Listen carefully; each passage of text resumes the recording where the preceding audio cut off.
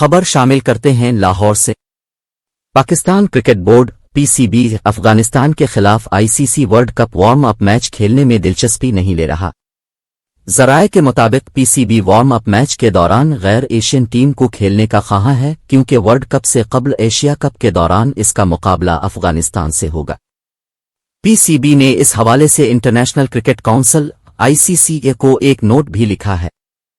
इससे कबल पीसीबी ने आईसीसी से इस साल भारत में होने वाले वर्ल्ड कप के दौरान ऑस्ट्रेलिया और अफगानिस्तान के खिलाफ अपने मैचों का मकाम तब्दील करने की दरख्वास्त की थी।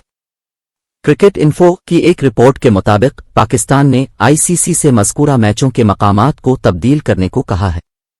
आर्जी शेड्यूल के मुताबिक वो बंगलुरु में ऑस्ट्रेलिया और चेन्नई में अफगानिस्तान से खेल रहे हैं।